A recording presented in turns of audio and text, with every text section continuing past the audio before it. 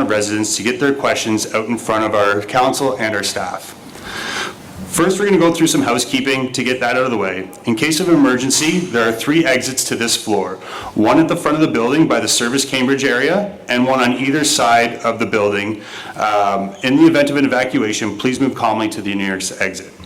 Also, this meeting is not being live streamed, as this room is currently not technologically set up for it, but it is being recorded and will be posted on our YouTube channel tomorrow following for viewing. Public washrooms are located behind the large wall behind you. If anybody needs them, they are labeled to the back wall. Now for some framework on how the event will unroll for tonight.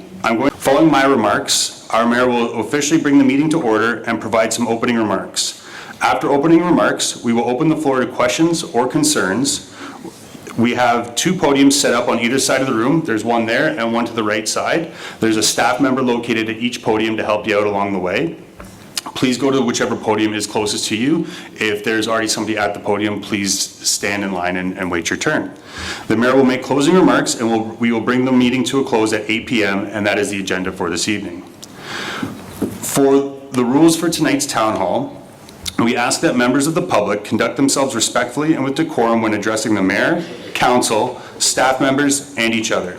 There will be a zero tolerance policy regarding hate speech, racial commentary, or any other disrespectful conduct. Attendees in violation could be asked to leave the meeting. The intention of this meeting is to get as many questions as possible in the time allowed, and any disruptions will make this difficult to accomplish and takes away from other residents to have the opportunity to voice their concerns, questions, or comments. Questions, comments, or concerns are reserved for Cambridge residents only and are limited to 1 question or comment per resident. We ask for each person asking a question to give their name and their ward number. Those in attendance who are not residents or are here representing groups or organizations, we encourage you to get a form from the back table and submit your question or concern in writing or by email after the completion of today's town hall, so that we may allow as many residents as possible to bring their questions or concerns forward.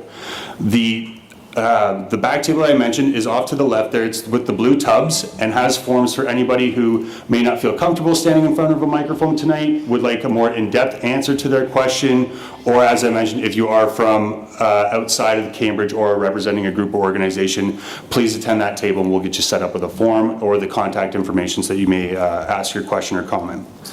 Members of the public will have 2 minutes to pose their questions, and council will have the equal amount of time to answer those questions or share their thoughts. As your moderator, I may call upon somebody to repeat their question if necessary, ask someone to stop their question after their allotted 2-minute time.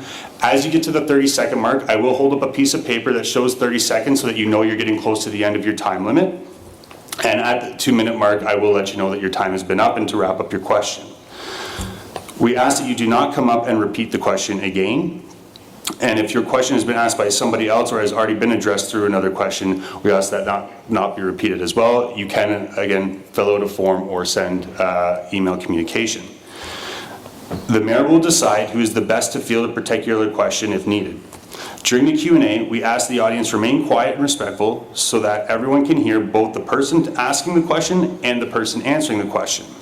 It is important to remember this town hall is open to all residents of Cambridge, and community safety means different things to different people and different communities within Cambridge. So please respect the questions of others and allow the respondent the time to answer. If the question has already been asked and answered, I may request the next question in line. If follow-ups or a more in-depth answer discussion is desired, we recommend contacting the city via the previously mentioned forms or contact info being distributed this evening. I would now like to call on our mayor, Her Worship Jan Leggett, to bring the opening remarks. Thanks, Dan. Hi, everyone, and for those who don't know me, I'm Jan Leggett, Mayor of Cambridge. I would first like to open this meeting by stating that we embrace our shared responsibility with the Indigenous peoples to take care of this earth and its creatures. We can only do so by walking the path as partners stewarding this land, as we have been given the duty together to live in balance and harmony with all living things. We acknowledge and respect the Indigenous peoples who came before us and who we live amongst. By honoring this truth of past and present, may we come to true reconciliation through listening, reflecting, and learning. Thank you for joining us this evening, everyone, for the first of a 2-part meeting regarding community safety. Finally, we are here at this point. I want to thank you for taking the time from your busy lives and your work by joining us for the first of a two-part town hall regarding community safety. And tonight, we are here to listen to you and answer as many of your questions as possible in a fulsome manner. Please remember, and I'm going to reiterate what Darren had said, that community safety means something different to each of us, and depending on where in the community someone lives and the concerns they have, how it impacts theirs and their families' lives. So I ask you to be considerate of their time at the mic. Be civil and have consideration of others' opinions. We wish to hear from everyone equally who live and own businesses here. This is your night. I want to assure you that while we strive to answer those questions, any that we are not able to answer fully this evening, we will take away and try to provide you those answers. For the second part of this town hall, we will be joined in the fall by our partners at the region and Waterloo Regional Police Services to continue the discussion. Since being elected last fall as your council and prior to, all of us have been hearing your growing concerns, and that's why we are here tonight. One of the worst things about being elected is wanting to fix everything immediately for you, and some promise during elections to make immediate change their first day on the job. Unfortunately, the cold reality is that change doesn't always come at a pace that we may want or even may have been promised. This is the very first lesson every politician needs to learn. And I'll give you an example. If you have a neighbor and you have a problem with their property, you get a hold of your councillor or you get a hold of property standards or bylaws. It doesn't get fixed right away because there's a system in place, and sometimes it can take weeks for something to happen. So by the time a bylaw officer is able to go down or a property standards is able to go down, first they have to have that complaint, then they have to have a request to go down by their boss. They go down, they check it out, they come back, they fill a report, and then a property standards file will be opened, and then a paper will be issued. But they also have to be received this through the mail, and the mail, it has to be enough days in the mail for that to get to them, and it has to be working days in which the post office works. So, and then they're given a period of time in which to repair their properties. They have to be able to get a contractor. So by the time some of this happens, it could be a few months later. So we can't fix everything right away. As much as we'd like to for everybody, we just can't do it. So that's just an example of how we get to some of the places we are in our community. We have many challenges and concerns ahead of us, but I want you to know that though you might not see it, we are all of us up here and along that wall working to make things right for you because it's you that we work for. And we are your elected representatives, but we are also residents and taxpayers. Our children and our grandchildren may live in this community as well, so everything is important to us. My commitment to you tonight is to listen, answer your questions, and continue to offer opportunities like this to be heard. Staff welcome the opportunity and have been looking forward to being able to assist you with your concerns. And again, we may not be able to offer you all the answers to your questions, but ourselves and city staff are committed to continue to work on those answers. So thank you for listening to me, and now let's get to those questions. Who's first? No one? We're going home? Hi. Thanks for doing this. My question is about property. Ward, name and ward, please. Oh, my name is Mike, Ward 4. Okay, thank you. Okay, my question is about the property standards, and are they applied to 150 Main, and why are they exempt? Because if I left my property in that condition, I would have bylaw, I would be fined, and eventually you'd come and remove what's there. Why are they exempt, and are we going to enforce that law? Good question. That's a really great first question to start the night off with. Who wants to take that one on? By law or? John's the brave one here tonight. Thanks, Mike, for that question. Typically, bylaws don't apply to a higher level of government. So because we exist, because of the province, our bylaws don't typically apply to higher levels of government. But regarding 150 Main, we do have a request out through our legal team to see if there would be an opportunity to change that. So I think what you're saying, John, is it's unknown territory at this point, and the request has been given to staff from council and the questions from the resident, just like this, because we get them by email. So we have to look at the legal, whether we are able to do that legally. So we're not ignoring it, we are looking at doing that. Who owns the property? The region.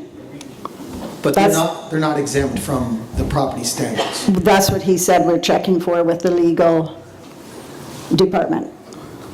That's an unknown at this point in time. We're still waiting for the response for that. Okay? Yeah, oh, can I have one more question? No, and, well, it depends, nobody else is up at the mic? Nobody else is the mic? So go for it. There's no other oh, yes, there is, I'm sorry. Oh, he'll probably go on all night.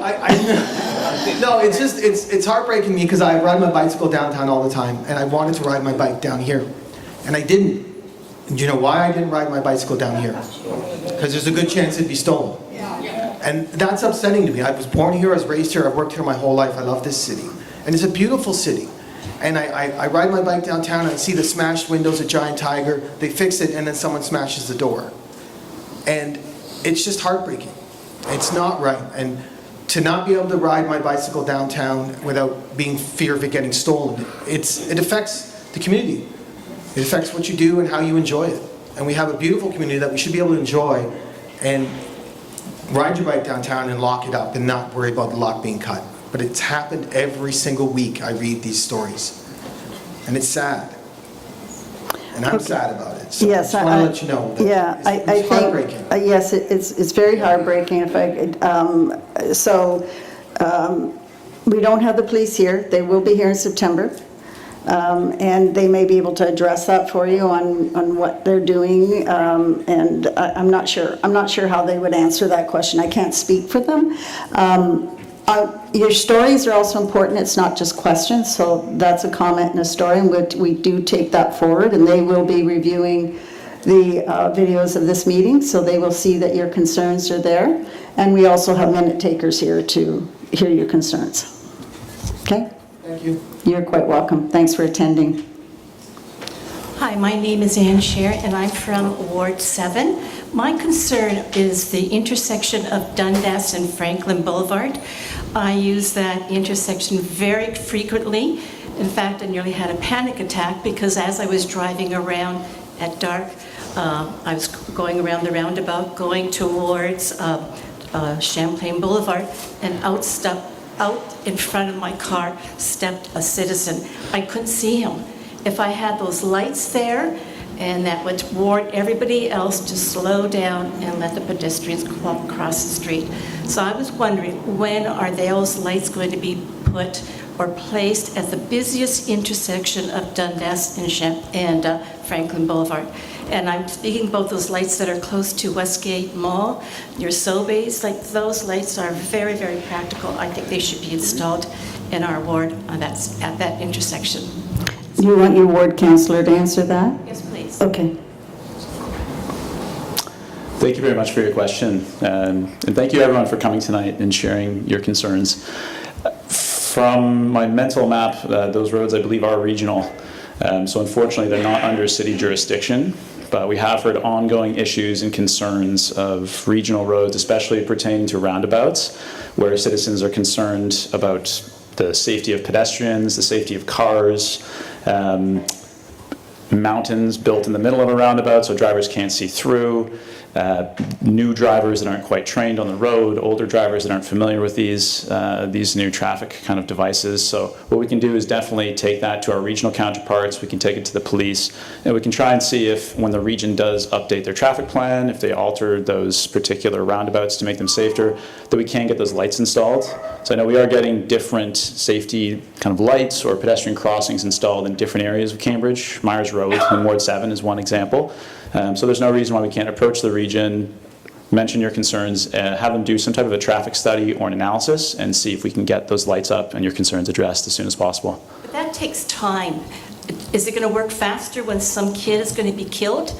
Because I've got a story to share. One of my friends was driving, and it was either killing the kid or causing a car accident. So the guy rammed into her, she rammed into the post, but the kid was spared. And nothing has been done, and that's been for 2 years already. I would like the action to be taken a little bit faster rather than going through all these levels. Is that possible? Again, because, and I believe, I don't know if we can consult bylaw on this as well, but because the city of Cambridge has no jurisdiction whatsoever over regional roads, we'll have to approach our regional colleagues as well. A similar incident happened on Myers Road as well. There was a student that was struck by a car, and we unfortunately had to go through that process. And it did take a little bit of time, but the good news is that it did work. The process did work in the end. The speeds were lowered. We had new crossings put in place. There are new safety mechanisms. So I really appreciate you coming tonight and sharing this. I'm sure bylaw is taking a note of it and the exact intersections that you're mentioning. And we can approach the region and we can see if we can get those changes made as soon as possible. And if I could wave a magic wand and have them done tomorrow for you, I would. But we're all bound by the law and by the jurisdiction of different levels of government. And we have to uphold those, unfortunately, So if I in could- circumstances like this. If I could add to that, you have two regional councils here tonight observing and listening as well. We have been working at the regional level on roundabouts, and we have had meetings around the Horseshoe on safety issues on roundabouts, and staff have taken some of our comments and requests away. And there, I think there's a report coming to us? Yes. Do you know when that report's? No, I can't remember either. Sorry, none of us can remember when that's coming back to regional council. Shannon, do you know anything about this, or do you want to pass on this? Or? We have somebody from our transportation department here who might be able to help on that.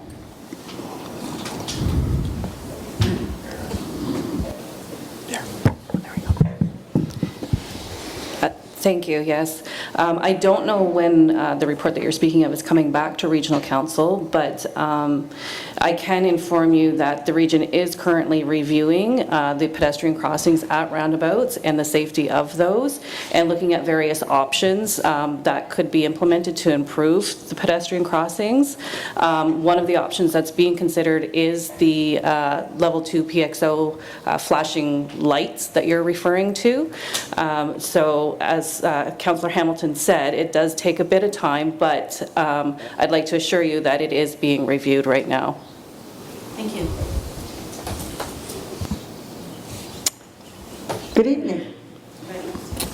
Hello. I have a moderator, so I have to remember there's a fellow over here that's So supposed to we're be gonna doing that. we're gonna go to my left here. Yeah. So we're good? Thank you. My name is Leanne, and I'm in Ward 6. My question's on behalf of a group that I belong to, Citizens for Cambridge. We are a group of citizens. We're working together just to improve our city. If concerns around safety in our community are centered around homelessness and encampments, I'm curious, we are curious as to why a recent motion to join other communities in requesting assistance on this matter from the province of Ontario was voted against by 6 out of 9 councillors. We believe that lobbying the province for assistance is critical, and we obviously depend on our council members to do this on our behalf. And so why, and then what is the Cambridge Council doing to seek more assistance from the province on this matter?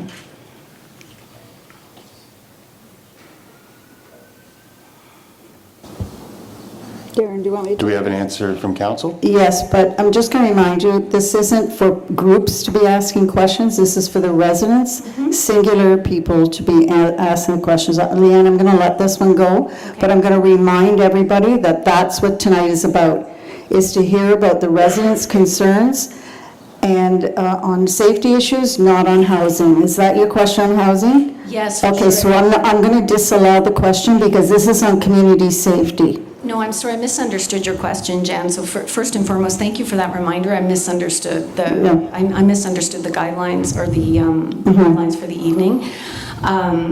The question, I believe, is very much related to community safety because it's if we believe that community safety is impacted by the issue of homelessness and encampments, we feel we need help from the province on that. And I believe we need help from the province on that. I'm not exactly sure how the city alone can do it. So that's just my question, is how do we get help from the So I'm province? not going to debate this with you, but I'm going to tell you I'm going to disallow that question. Okay, thank you. You're welcome.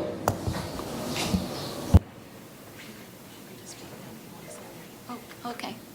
Hi, my name is Helen Schwery. I live in Ward 1. And my question is, or my comments and suggestions are about homelessness because I do feel it affects my safety and safety of residents around me.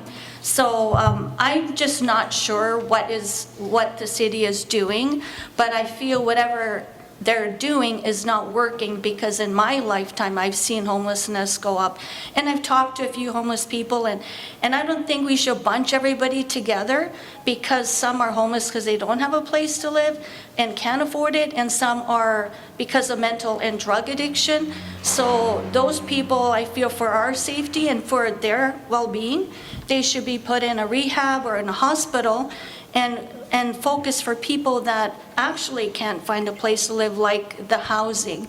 Because putting them all together and then just leaving people with drug addiction, just giving them drugs on the street. I remember when I was running for council, there were a lot of people that told me, and even in my own neighborhood, cars are getting broken into. So it is a safety concern, and putting everybody together is unsafe. Even in the tent cities, it's not safe for them or for the public. There have been incidences of child molestation, so that is not working, just leaving everybody together. So those are my thoughts, and hope you take it into consideration. Okay, thank you. We'll pass that on to the region for September when they come, and if you have a question that you want answered tonight, we could try to answer that. Do you have a question, or you just want us to take that one forward? Well, I would say take it forward, but it is a city because we have them in the city here.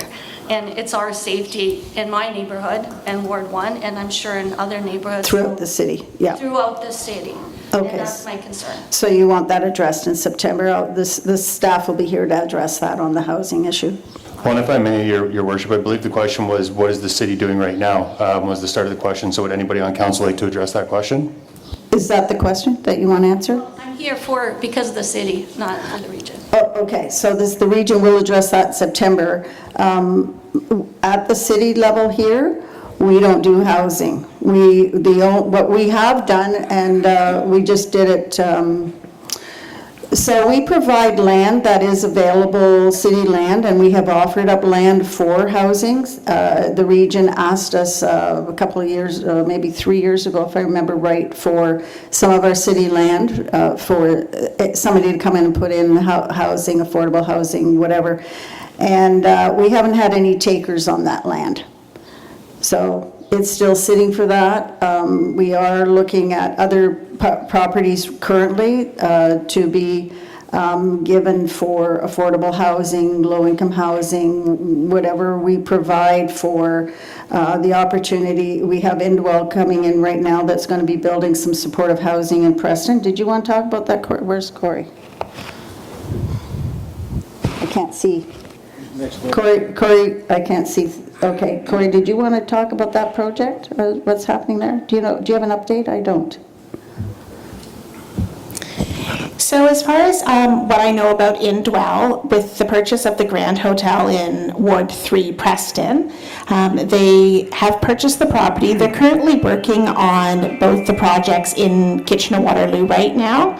And because Indwell is a not-for-profit organization, I've been told that they need to secure funds in order to move on projects, as well as their human resources that they have to put them into fruition. There have been engineers on site examining and determining sort of structurally what they're going to do. And I believe that they have looked into the city's affordable housing fund. I don't know if they have applied yet or not, but for the possibility of getting some funding through that to begin the demolition of the site and then work on getting that up and going. And at this time, Indwell is looking at bringing in supportive apartments into the Grand site.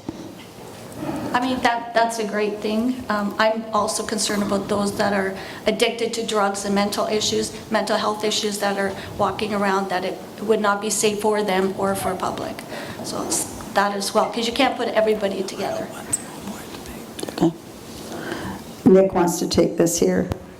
Thank you, Helen, for your question. I would also add as well that we have passed affordable housing incentives at the city level. It was done in the previous term of council. In fact, I think Council Wolf moved the motion, she's here tonight. But we do have affordable housing incentives. We're actually one of the few municipalities in Ontario that have that. And I think Hesper Road is one of the corridors where they would qualify. And you've heard of the satellite hotel development and projects like that. Also, whenever we have a development application before us, we always ask developers, what are you doing about affordable housing? Are you going to include some units in site, or are you going to donate to the fund? And, you know, we could use money in the fund to create that, or the region could use money in the fund to do that. So those are just some additional things. Before you leave, I'm just going to ask Hardy, do you have any additional points maybe about how we work with the projects on Hespeler Road, 175 or 195? Maybe bring that up and...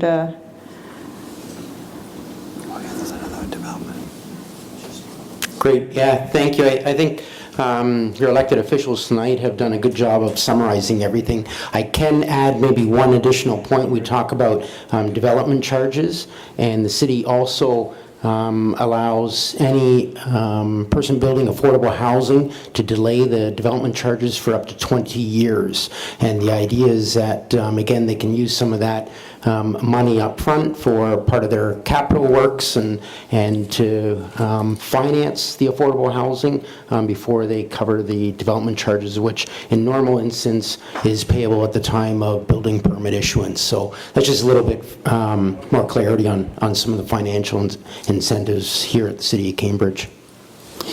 And stay tuned for next week, because there's a really big announcement coming out next week that I think everybody in this room is going to be absolutely blown away by and astounded by. And just to let you know that it's not us, the government, who provides for housing for people who have addiction problems. We have, you know, we've supported in our budget Porchlight, which is an amazing organization who provides detox, rehab, and recovery beds. I think recovery beds, which is kind of a misnomer because it's a place where people can live after they've gone through that while they're getting back into the workforce. So even though we aren't supposed to be providing social dollars in our budget, we did as a council unanimously support that donation to Porchlight to be able to have them continue the work, which is the kind of question that you're asking, really not about so much about affordable, but you know, there's a limitation as to what we do in our roles and responsibilities as a city. So it's going to be good to have the region here in September to maybe answer your question a little bit more fulsome. Thank you, Mayor, and thanks for these town halls. I love them. They're old-fashioned, and that's what we need. Sometimes the old-fashioned way is the best way of all. Yeah. Thank you for your question. On to the left side here. My name is Ahmed Jawad Malik. I live in Ward 4. And I have 3 questions. I know you have set a limit for 1 question. If I will have time, I will bring the second question. So, which is the most important question is this, that I live on 210 Samuelson Street. 210 Samuelson Street, that circle is very, very dangerous for living, for the neighborhood point of view, for the traffic point of view, because that street is Beverly goes, that becomes Clyde, Clyde becomes Elgin, then becomes Samuelson, then you come to Samuelson to it becomes Kimberly. There is a big busy bars around there, two bars and a lot of activities. When any car goes down, when you are sitting any of the building, looks like car is coming straight on you. You get scared. And average every day, maybe 5 to 10 accidents in that intersection. I called my honorable councillor, Mr. Ross Arnshaw, maybe 3 times. He did not answer. He did not respond. Then finally one time I asked him, I will buy coffee for you from Starbucks. Then he answered. Very happily. I was really glad that I got a response. Thank goodness, Even then, he did not show up. So, sorry, sir, you've reached your 2 minutes. Can you get direct to the question, please? So my point is, in that intersection, we need to have a red light, signal light, or roundabout, or at least one stop sign, so everybody should know we need to stop, we need to go, who is first, who is second. There is looks like chaos. Nobody knows who gonna do what. And all the time, people are scared, people are some stopping, some going, very, very confusing intersection. And adding to the fuel, there is a small bridge like a tunnel in New York City. Small tunnel going to big city. So we need Sorry, to so you've reached time. address So which intersection would you like the stop sign placed at? we need to have a stop sign when we come from Clyde side to Samuelson. There is a yield sign, and nobody cares for that yield sign. Thank you. Can we get comments from council on the question? I think staff can answer that one there. We have that's all being rebuilt and revamped. There's all brand new construction, road construction that's going to happen there, but I think staff can talk to that. Thank you. Yes, that's correct, what Mayor Liggett has said. There are plans for that area, for Beverly Street, and for the intersection that you're talking of. Part of the plan is to make that more of a traditional intersection, so it will become a standard T intersection as opposed to having the island with the yield sign. Do we have a timeline on that part of it? I know the other we're waiting for CP, but do we have a timeline on that, guys? I'm sort of lost in those plans. Unfortunately, no, I don't have a timeline, but it is all tied to the CP agreements that we're waiting on. Okay. Apologize, we can't give you a timeline tonight. But if you go back to the back and leave your name and contact information and let us know what your question was, we can get back to you on that. Okay, thank you. Can we Can I have one just... more question? Well, No, so we have to move on to the next person in line. Yeah. Thank you. I have to remember I'm not the moderator. Seeing nobody on the right side, we'll go to the left mic again. My name's Ken Bell. I live in Ward 5. Interesting article a couple of weeks ago in one of the national papers about safety across Canada and the ranking of cities. And it turns out that Cambridge, Waterloo, Kitchener rank in the top 10 for safety concerns. Not that we feel unsafe, but that we feel safe. So we must be doing something right. The question is, what more can we do? I guess my question might fall to Mayor Liggett in that under the new super mayor powers that were announced, what are the powers in there that may help us with the shelter issue, with community housing, building of housing, safety issues? They didn't give me a cape, I'm sorry, so there's no superpowers there. It's strong mayor power, so those are on planning, mostly on planning issues, budget issues, things like that. I can't make the community safe. That's not, I don't have any say in how the police operate. The only thing I can do as an individual with my vote is to vote in support of the police department's budget and where they go.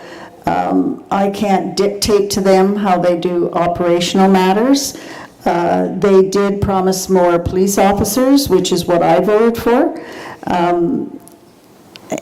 But as far as, so what I would suggest to everybody is That data that they used for that article, that comes from Stats Canada.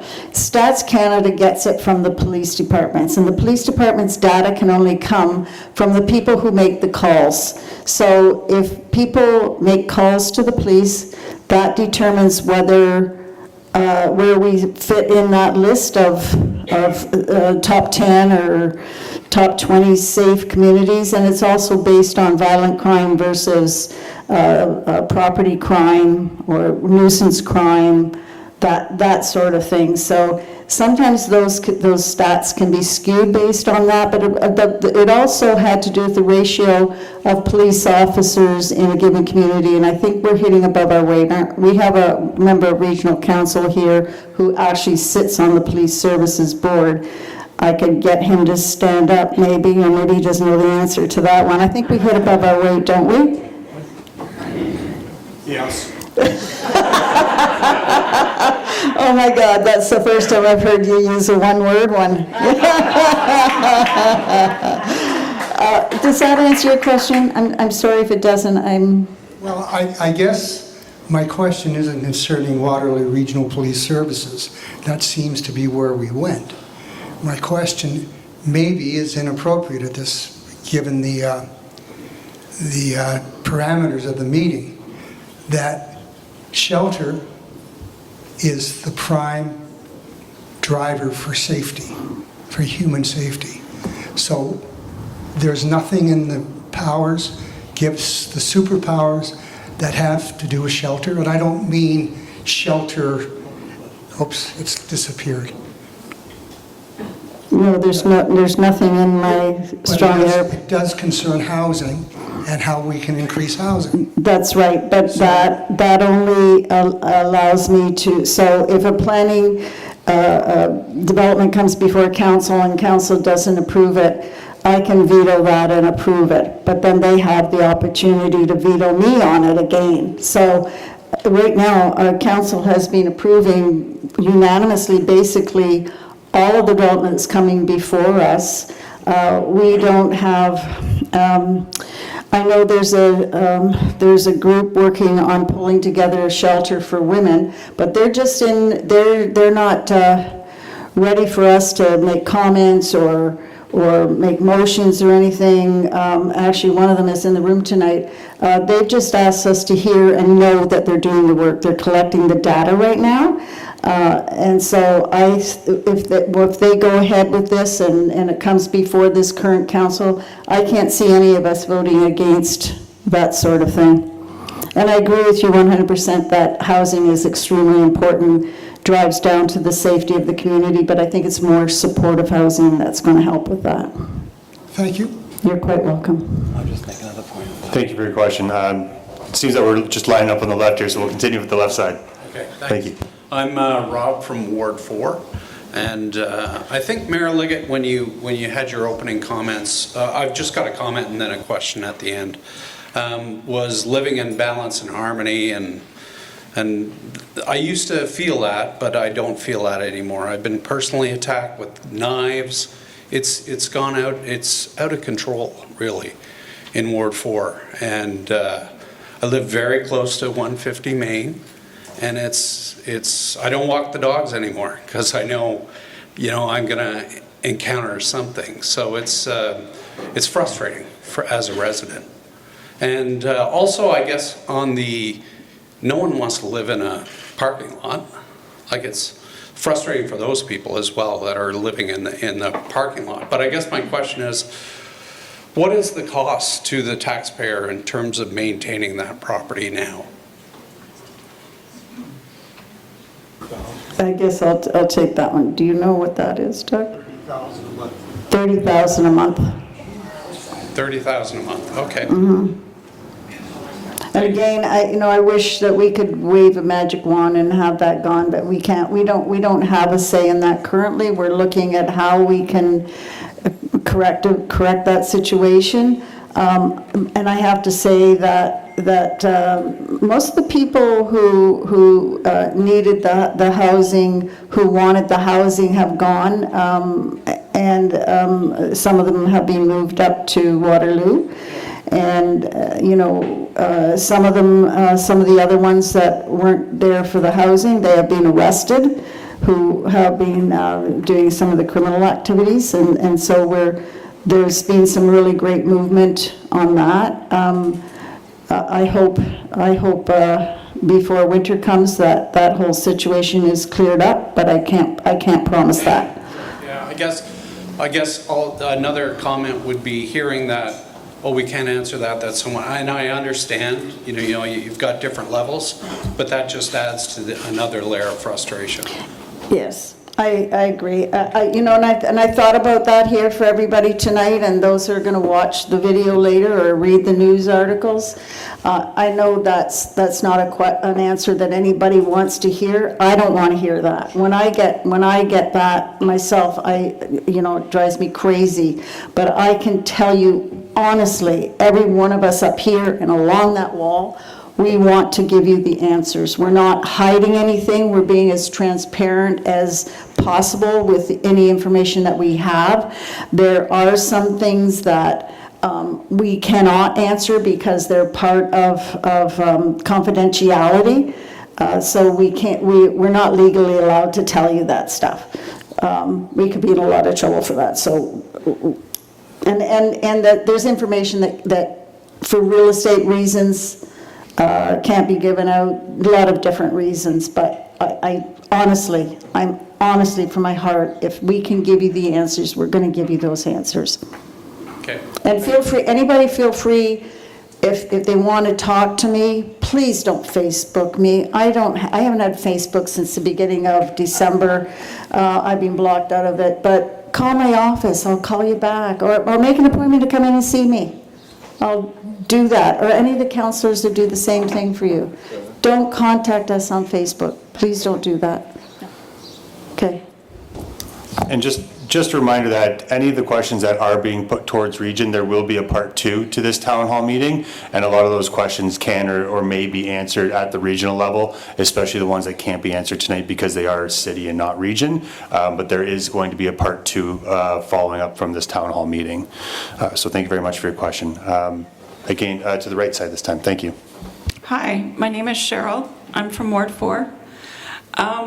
I know that 150 is a regional building, but I was wondering if you could tell us what security is in place there, because that one video I watched, the security guard came out, gave a thumbs up after there was an axe fight and fist fight.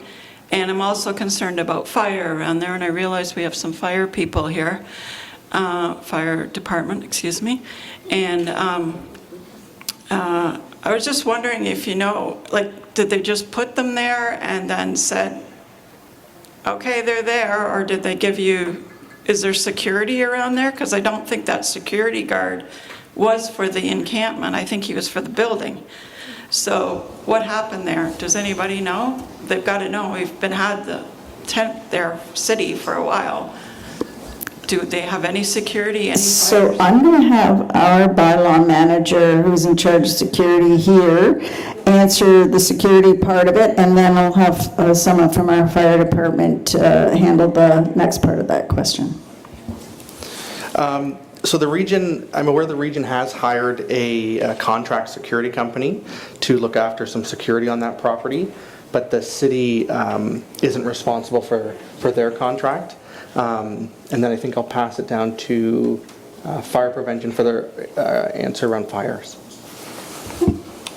Hi, thank you for the question. So what I can say is Cambridge Fire Department issued an order, and part of that order was that the region provide 24-hour security on that property. So they are providing that security there. To what extent the security, I can't answer to that. That was just, that would be on them, but they are providing it, or they're assuring us that they do have security there. So who do people call then?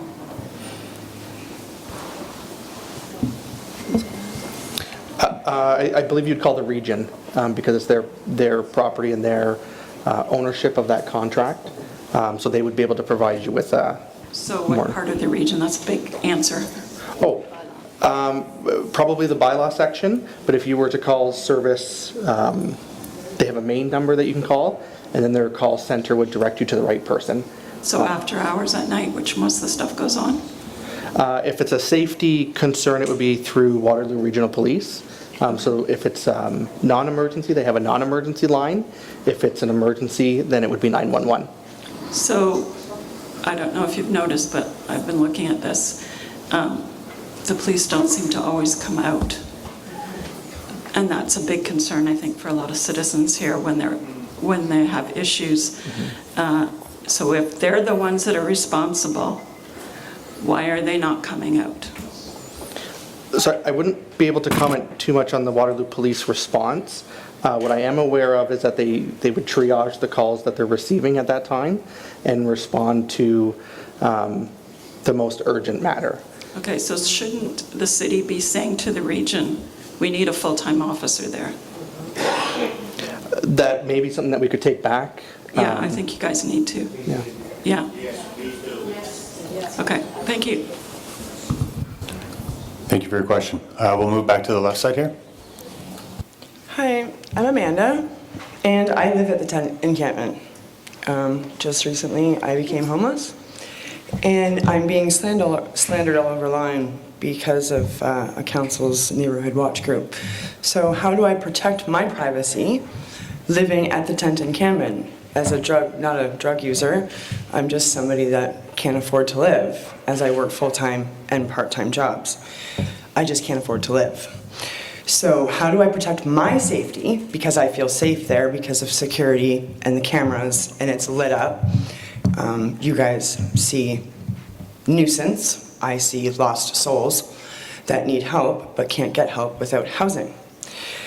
There's no point in going to rehab because there's no housing, or how are they going to live when they get back from rehab? So really, it's like a vicious cycle. When I became clean, all the resources were here downtown. Now they've all been moved or shut down, so I don't understand why that happened. But I'd like to know how I can protect my safety from being plastered all over line, because I'm homeless.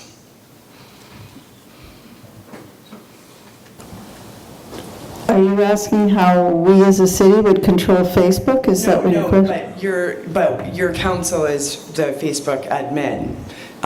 So I'm just wondering why, because I'm homeless, I have to be mentioned in this group.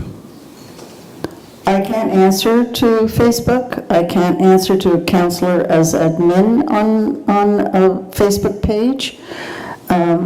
We can't answer to safety in any encampment either. So, unless the councillor wants to respond, that's up to him.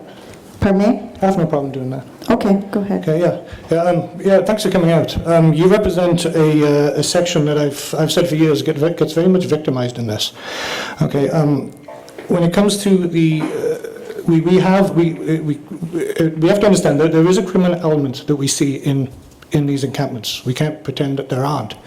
And unfortunately, that causes a lot of problems for you. Of course, there's many people that, because of the housing crisis, are stuck in this position. And we need places that are safe for you.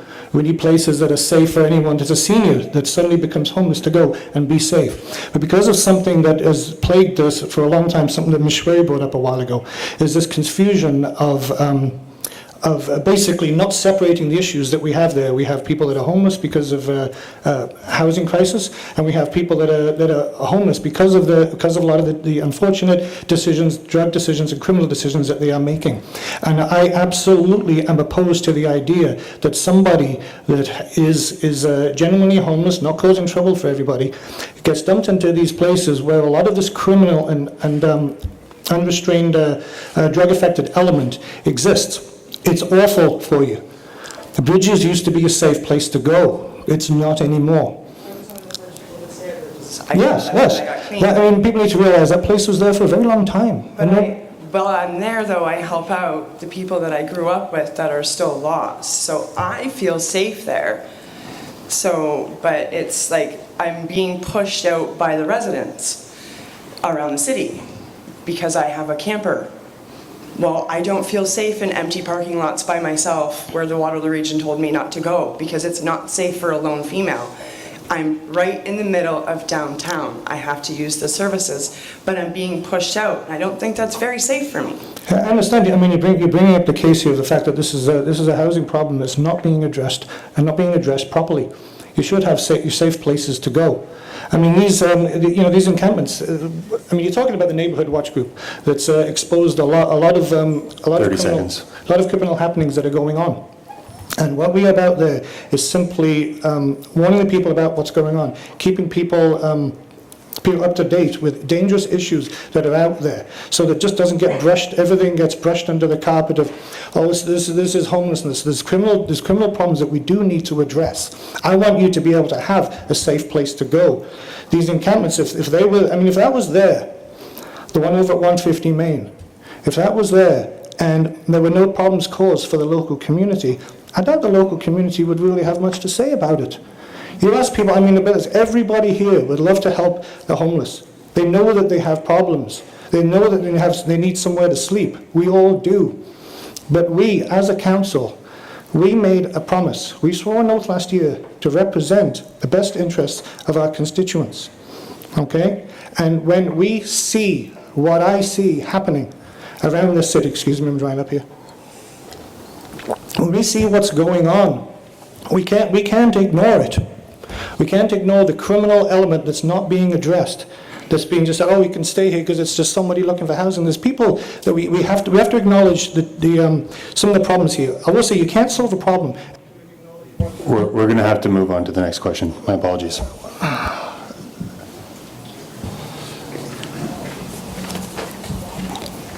And to the left side again, thank you. Hi, my name is Stephanie. I'm in Ward 4. My question is around 150 Main. Recently, there was an article that had said the provincial government is no longer funding CTS, but there is a lot of questions in the community as to will a CTS be added to 150 Main? Is there any input on that? Danielle, can you handle that one? Thanks. Thank you. So currently, the city is not responsible for applying for the provincial and federal funding towards establishing a CTS. We rely on a health provider or agency to come and apply for such an application through the province. I can tell you that I believe there is, in the early stages, there is an application that has been put forward, but the application process is lengthy and there's a lot involved in it. Council, as you know, in the former term, Council approved 150 Main as a possible site, but that does not mean that's the final step in the process. There's community consultation that happened this past winter. There's further engagement that has to happen in the neighborhood around as part of the application process for that provider. The government has to determine whether or not they have the funding available, and we're not privy to that information at this point. But also in the final stages of the application process, the actual site has to come back to council for one more round of approval and endorsement. So we are very far off from anything like that happening at this point. They're in the very early stages of the application. The application has not even been filed with the province. So they're just kind of doing the collection of that information. What I can do, though, is we can, if you share your information at the table at the back, we can actually send you the guideline that the province has around the whole criteria to set up an application, and then maybe that'll help inform a little bit more. There's also a page on our city website around the CTS process and what's happened to date, so you can also look there for that information. So with your mention of a lot of applications, a lot of things, steps have to be taken, and it's starting, but it's not there yet. So that aside, if all of that went through, but it didn't have the funding from the province, could it not happen? Is that one of the requirements that has to be in there, is that it has to be funded? And if there's no funding, no matter if they approved the applications and everything else that needed to go through, it would not go through.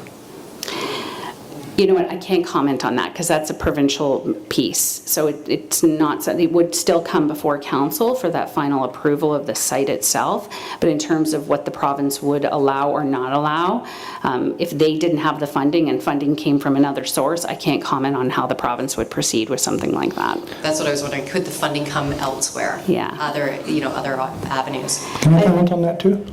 If you don't mind? Absolutely. Yes, I mean, anyone can fund this.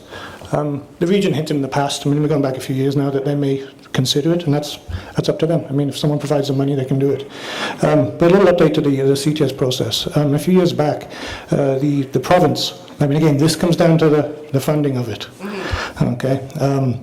They agreed to fund 21 locations, and they have recently, I think a few months ago, stated that they're sticking with that. And I believe there are already 17 running, and they have, I think it's maybe 5 that are pending, that people have applied. So it takes it past that number. So at this point, if they were to stick to that 17, whoever would apply from Cambridge would be too late. Excellent. And that would stop, but that's only, again, that's to get the provincial funding, but then, well, that would probably stop it anyway, because they have to also, the feds do the drug exemption. So yeah, if for the province to get funding, they would have to extend that 21. Okay. So. My last comment is, Jan, you mentioned reach out to the council, email, phone, schedule an appointment. I have emailed, I have phoned, I've left messages, and I haven't had an invite for a meeting, a discussion. So Have you reached out to me? I have. Can you see one of my staff members at the back? Because I don't, first off, I'm sorry, I don't know who you are, so I can't. Oh, Stephanie, I did reply to you, didn't I? Yep, we exchanged emails, but we didn't actually take it to that next step where it's like, yes, I would love to sure. speak with you. Yeah, for sure. Okay, for so sure. I will send another email to you. Anna's right over here in the black, and she will set you up. Okay, excellent. Okay, look Thanks, forward everyone. to We it. appreciate these. Okay, great. Thank you. Thanks for all your questions too, by the way, Stephanie, your emails, yeah. Do we have who's next? Yes, please. Good evening, council, mayor, guests, community. Sorry if I'm a little shaken up, but this is my personality. I'm Paul, Ward 4, and I live ground zero. I could tell you my story prior to this situation, my personal story, because we all have something that affects us.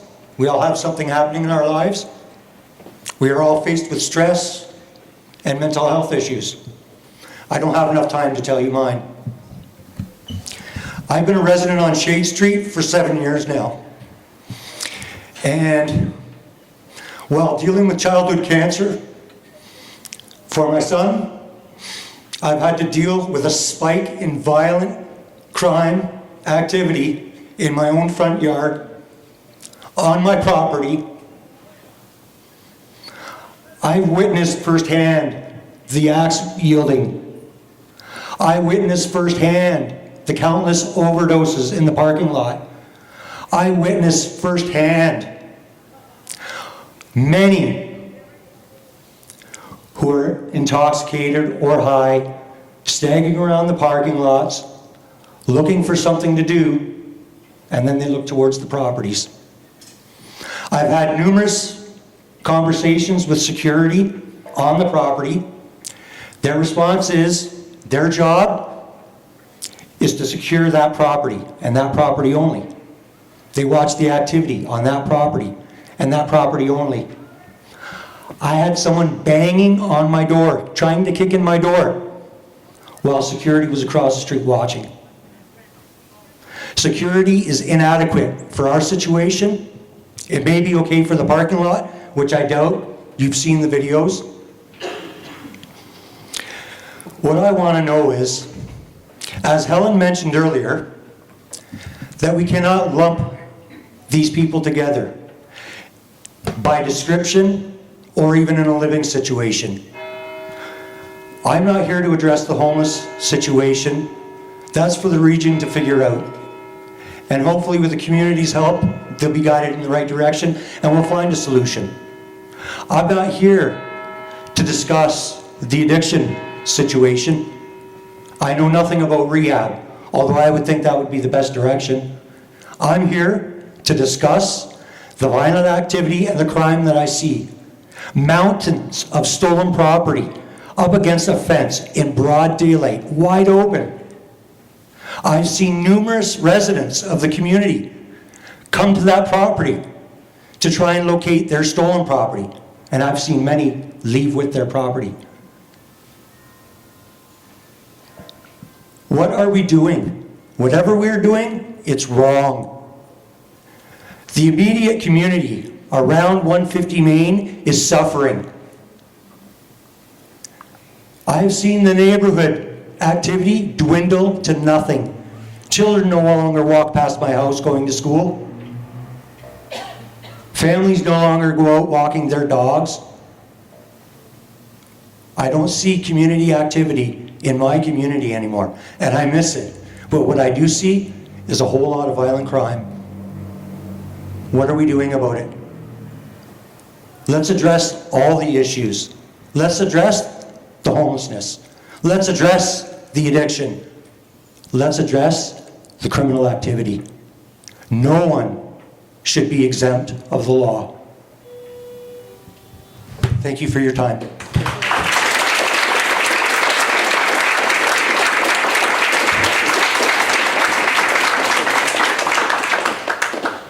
Hi, I'm Kelly, and I do apologize because I'm a little upset as well. I'm Paul's neighbor, and I'm in Ward 4. So I'm not against homeless the same as Paul. Everything that Paul said, I agree with. I was homeless with 3 children 25 years ago. I got help, services were available to me. I was able to get financially stable again and put a roof over my children's head. I bought my very first home August 15th, 2022 on Shade Street, right across from 150 Main Street. That was my very first home. I don't regret buying the house. I regret buying the neighborhood. And I don't have no other way to put it. We had a letter, so I bought the house, took possession on August 15th. August 23rd, this encampment moved in. And I understand homelessness, I do, don't get me wrong. I was in a shelter for 4 months with 3 children. So I understand it. I also have drug addiction in my family. I have alcoholism. We've all been through it, we all have struggles. I bought this house. I had this neighborhood all picked out, lived in it 2 streets forward from it for 11 years. This was not there. I buy the house, and not 1 week after the encampment moved in, after 1 week after I moved in, we get a letter. So what was the plan from the region? Because they sent us a letter saying that this encampment was temporary. It is now 11 months. I understand you're the city, but it's been 11 months. Temporary for Crown land is 21 days. What is temporary? I've had my front door kicked in. I've emailed the video to the city. I've emailed it to the police. I've emailed it to the region. I have not heard anybody from it. The only reason I didn't call the police is because when I called the police the week before for the 3 explosions of the propane tank that blew up at 3 o'clock in the morning, they just shooed them away. They just shooed the people away to come on our properties again. They just shooed them off the region's property and put them on our property. That's all the security guards are doing.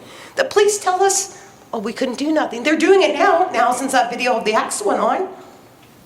But they're doing it now. They're there. They're present. I make a phone call, Paul makes a phone call, any of the neighbors make a phone call, the police are there. The security guards are stepping it up a notch. But again, all they do is shoo the nuisance makers away. And where do they go? In our backyards. What is temporary?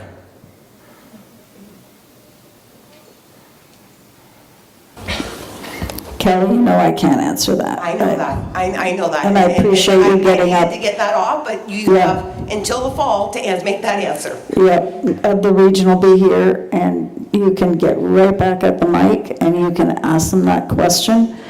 Feel free to do that. Everybody in this room, no matter where they Like sit. I said, I'm sorry. I I'm know, not Kelly. against the homelessness. I volunteer at shelters in Guelph. I'm not against it. Yeah, nobody's questioning that. Honestly, nobody's questioning that. Can I say something here? Everybody here is listening and are appalled by what the both of you are going through, and as well as your other neighbors. I get it. One of my children had somebody try to push their way into their home and had to get that person off the property. My grandson makes his mother check the windows and the doors every night before he goes to bed twice, and then he gets up later and checks it himself. And I know because I called You were their my neighbor, daughter. yes, you were their There was neighbor. somebody in in her doorway. Yeah.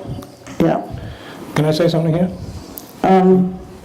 This isn't about comments. Do we have anybody else for a question here first? Yes, we do have, we have a line Okay. to the right mic. Thank you. Thank you for your comments. Gentleman at the right mic? Hello, my name is Kyle Oxenham. I'm 32 years old. I grew up in Ward 2 here in Cambridge. Last lived in Ward 4. I was living in the 150 main encampment. I moved there in September, and I'm now living on Herb Street. I just want to give some clarity on, the encampment over there on Main Street. It's unfair that residents have to deal with the riffraff that goes on. I just want to say that the people living there are not generally always the problem. I lived there for 8 months, and it was always people that were visiting. It is a cesspool for crime, drugs, things like that, but the people living there were just trying to get a place to live. Unfortunately, these people are mentally ill. Mental health is a big problem. But like I said, it's the people that are hanging around that are the ones causing most of the problems. I am now at Herb Street in Waterloo. Since living there, I'm back to work. I'm a journeyman drywall commercial framer. Thank you. But when I first got there, the other residents weren't showering, eating. They weren't being human. Now, at least 90% of them are eating. There's no theft. There's no issues. We have a staff member, Tracy. She works there at Herb Street. This is Tracy. So I really do think these sanctioned encampments work. Now, like I said, there's always going to be problems with homeless people and transient people. But since living on Herb, I really do see progress. I see major changes. These mentally ill people have staff and support. They have food. They have hygiene services. They're not sitting around doing nothing all day. They're not out stealing. On the weekends, they do pedicures. We did tie-dye. We did tie-dye on the long weekend just 2 weekends ago, and people did it. People came, and we're growing a community. I don't know about the criminal aspect around Herb Street and all that stuff, but I would say it's very minimal. Very, very minimal. And I think that a sanctioned encampment here in Cambridge would work wonders. I really do. I've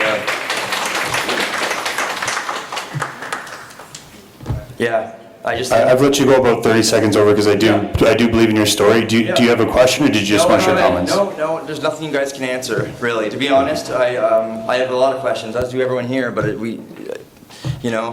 know if it's above your, I don't know, but it's, something's got to be done, and I think these sanctioned encampments are the way to go. I really do. That's all I have. Appreciate your comments. Thank you. Go to the left side here. Hello, my name is Keith Rivers. I'm a citizen in Ward 5, and my concern, as has been expressed, is about the unlawful encampments and the associated security concerns that have been so well represented by our fellow citizens. The Region of Waterloo's new outdoor shelter is an attempt to address the need for more shelter spaces and eliminate the need for encampments. A formal evaluation of the Waterloo outdoor shelter is imminent. If this evaluation is positive, can we expect that Cambridge will partner with the region in bringing an outdoor shelter to Cambridge? You want me to answer that one, Keith? Sure. So it's a 2-year pilot project, which you realize, right? That's a 2-year pilot project, the one that we're talking about. And then they will evaluate that and see if there are, and they keep changing that as it goes along. As problems have occurred, they've fixed those problems. So once that evaluation comes out, then we'll consider that. But until that happens, that's hypothetical for me right now. So I can't say yes or I can't say no. It could turn out that it's decided, as in other communities, that they aren't the way to go, and maybe something else will come along in the meantime that will also be a pilot project. I don't know. But as it sits, they seem to be working well. So I'm not being negative about it. I'm just saying I don't know yet. Thank you. Supplementary, if I may. Yep. I just hope that, given the situation and the urgency, that we try to advance the process within our city, given the successes that have been seen elsewhere, and I just make that point. Thank you. Thank you for your comments. We'll now move to the right side. Hi there, I'm Connie Cody. I live in Ward 7, and since the onset of roundabouts, yes, I'm going to change it back to roundabouts for a few seconds here, if I might. Since 2017, there's been a lot of concerns that have been brought to my attention, as well as others, in regards to the roundabouts. And the one thing that I learned that I'd like to share is that the roundabouts are actually under the jurisdiction of the province of Ontario. It falls underneath the Highway Traffic Act, which means that the region is not able to install the lights. They have not yet been approved. Roundabouts have not had the full study of lighting, which is why we're going through a lot of the issues. So I would like to, my communication with the region since 2017 and my last update in 2021 was still that the lighting system, the beacons, which is similar to Westgate Plaza, and the Hawk system have not yet been approved. So if we could maybe, if I could ask that the city and the region look at advocating on behalf of our community with the province of Ontario to escalate and look at the approvals for better lighting, as well as looking at the barriers that can be created at these roundabouts with the lack of design for those who have vision and hearing impairments. I see a lot of issues of people trying to cross and they can't hear or see properly, and there's a lot of nervousness crossing, and so I feel that it's lacking accessibility. And seeing someone actually being beside someone who got hit on a roundabout was very traumatic. We were stopped at a roundabout and someone beside us drove through because they didn't see the pedestrian crossing. Fortunately, that person was just slightly hit by a mirror, and the injuries were very minimal, but it does happen and it's very commonplace, and I think it's something that if we could move forward a lot quicker, I would like to ask that the city promotes that.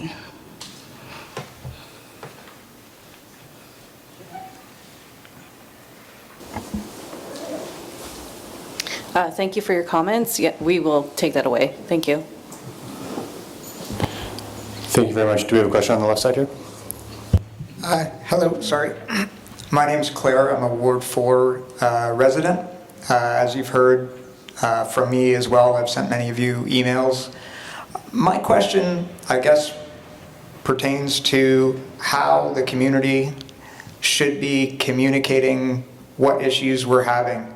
As I mentioned in my emails, my kids have run into issues with the residents of the homeless encampment, and homeless people just walking back and forth from school. They feel unsafe.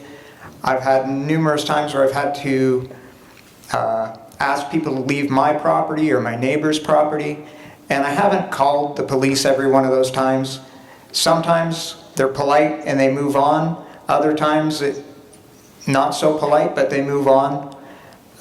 There have been times where I have had to call the police, but not all of these things are being reported. And I'm just wondering how the community can go about, I guess, letting the police or council and all those things know all of the times that we are encountering issues with them trying to take things or hanging out on our property. You know, I don't know what the right process for people to be doing that, because we don't want to be calling the police just to let them know that we just kicked somebody off our property, or that, you know, somebody was just trying to steal our wheelbarrow, but they left. You know, is there an avenue for us to be able to communicate that information? You were talking about the Safe Communities thing and how they populate that information, and it's through calls to police, those sorts of things. They're not necessarily getting a clear picture of what residents of Ward 4 are dealing with. Okay, thanks, Claire. Doug Craig is here, a regional councillor, and he sits on the Police Services Board, and he's quite willing to respond to that one. No, you hear me? Yes. All right. Yep. I used to do this at one time. Now, I sit on the police commission, but I cannot direct police to do things. I can talk to the chief, and talk to other members of the commission, that sort of thing. So the best way is to actually, believe it or not, phone through the region to me, because it comes into my phone, and I will pick it up or get back to you, okay? It's that simple. Yep. And that's what we're there for. In terms of police response, the police in the last 5 months, from January to May, have been out there 160 times. So they are responding and they are listening. And that's part of the police data that's taking place. I talk to the regional staff at least once a week about what is happening, and I'm out there at least once or twice a week to see what's happening. And I hear all the concerns. I know exactly what people have been saying. And I agree with a number of things that I've heard tonight in terms of the turmoil that's going on and what's happening. And we're there to help as much as we can. We unfortunately, and I maybe could go a little bit longer here, when I got on council, I wanted to move the people out into a proper housing. We are not allowed to do that under the judge's ruling. We have to have housing for every homeless person in the region. That's what we have to do. And we don't have that yet. But we do have enough housing in the Cambridge area to help a number of residents. We can't force them out. It's very frustrating for us, and we're living with the consequences.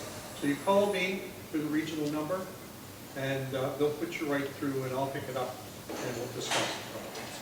Okay? Thank you. Thank you for your question. To the mic on the right side. Hi, Kelly again from Ward 4. I have a comment and a quick question.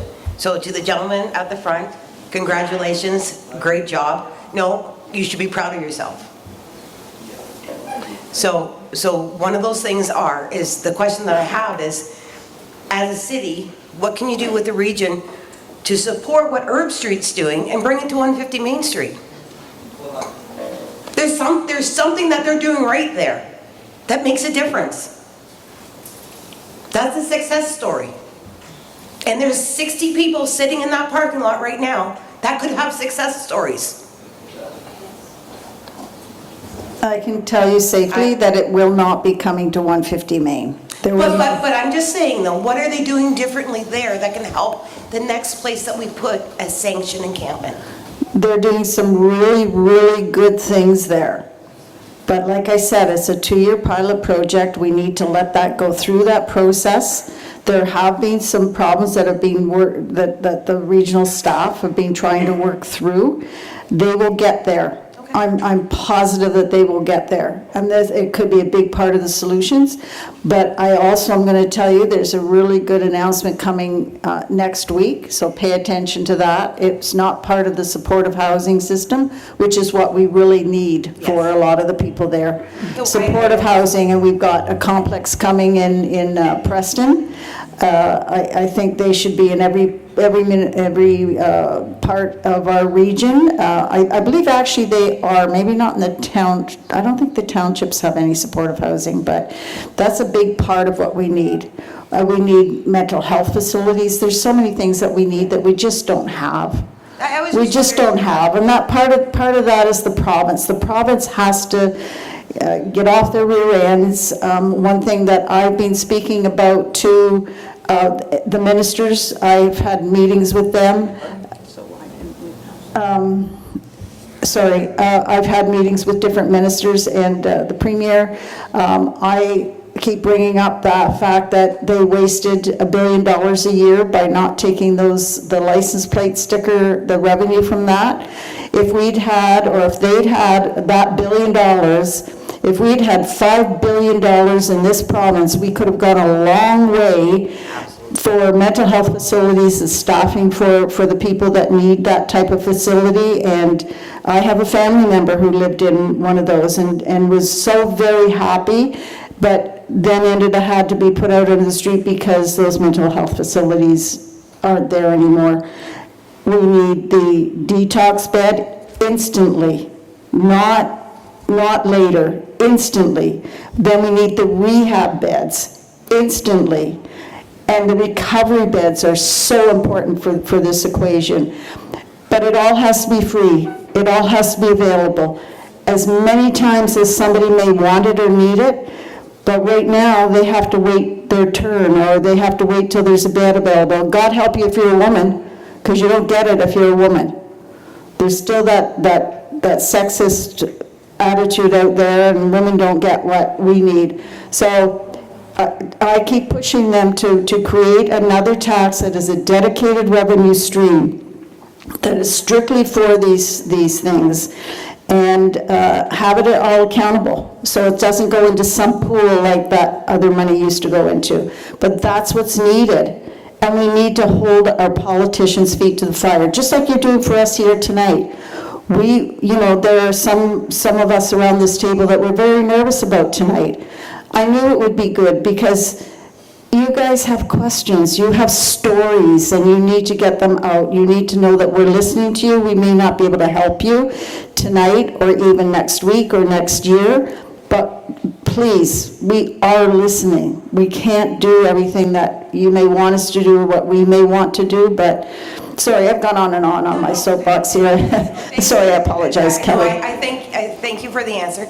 I was just thinking that maybe there was something temporarily, some rules, some guidelines, just some guidelines to follow that might help, such as the extra people that are hanging out there that probably shouldn't be there. Mm-hmm. Because he's it's right. always the visitors. It's always the hangers-on. Not always, but there. No, even with the bridges. Even with the bridges, a lot of times it's the people that are hanging on. It's not the residents within the bridges. No, and I totally agree, and I agree 100%. Yeah. But if we had some rules or a little bit more policies to follow, some guidelines, like just a few, that might help. Like I said, it seems to be working there. Thank you. I think we need to move on. Thank you. If I can get the next mic, please. Thank you. Hello, my name's Lisa. I live on Main Street. Some of you probably know my house has been under renovations thanks to the tornado for over a year. My question is, yes, regarding the homeless, but how do we make downtown safe? I avoid downtown. Living on 195 Main Street, it's only a 2-minute walk downtown. But I have been followed in from Giant Tiger over to Subway, back again, being accosted and asked for money. So as a result, I do not feel safe in my city. And it's a beautiful city, especially the Galt area, and I will drive elsewhere in order to go and be away from downtown Galt. And as I drive by, you hear people F this and F that, and yeah, it's a shame. You know, I've been in Cambridge, Galt area for over 50 years, and it's sad that I have to feel afraid to go shopping. Thank you for your comments. Would you like to ask a question as well? No, I'm just, sorry. No, I'm just making a comment, like, we're here for a safety issue. Absolutely. I feel not being able to go downtown is a safety issue. Yes, thank you for your comment. Like, this city is for everybody, and I don't feel safe in my home because of the homeless, and I definitely don't feel safe walking downtown or shopping downtown, so, thank you. Thank you very much. To the right side. John. Hi there, my name is Patrick, I'm in Ward 7. Hi Scott, how are you? My question is, well, just one quick comment. I followed a couple people out of the building who walked out in disgust or anger or whatever. I think some of them had an issue with what you said, Adam. My question that they brought forward is, why do we elect you and why do we pay you when every question that's been asked tonight and every question will be asked in part 2 is about things that seem that the city of Cambridge can't do. It's always the region's responsibility. Why is that? And what can you do as councillors, as elected officials of the city of Cambridge to help us? Thank you.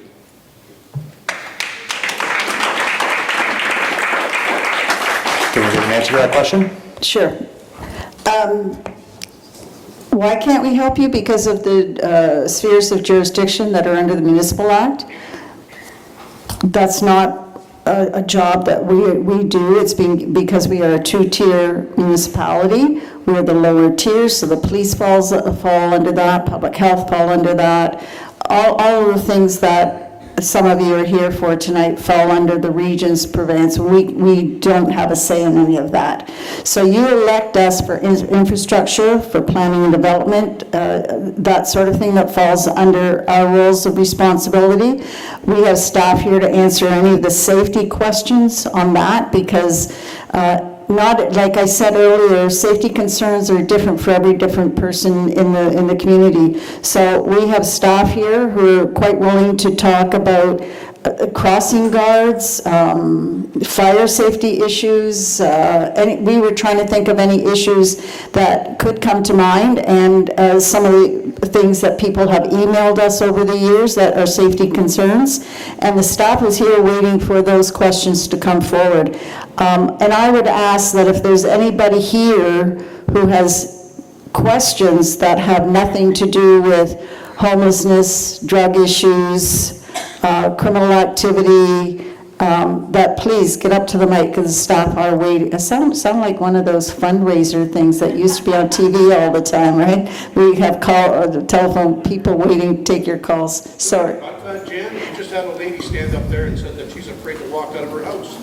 Yes, but a safety concern? yeah, it is, but we can't tell the police what to do. We can't say anything about mental health or public health. That's not our role. So I can't clear that up for you. So just to give you an idea, it used to be against the law for people to yell profanities at people. They'd be arrested for that. That's no longer against the law.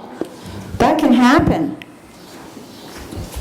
I mean, if I can make a difference in this community, I will do it. I will do what it takes to make a difference in the role of which I was elected to do, but I can't do stuff that the law doesn't give me the opportunity to do for your behalf.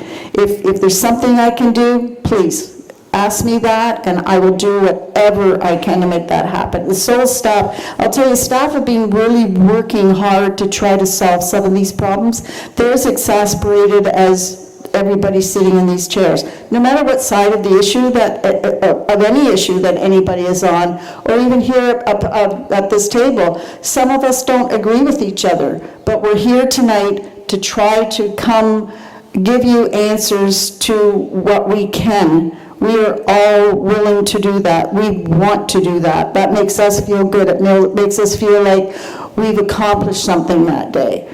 But that's all I can tell you.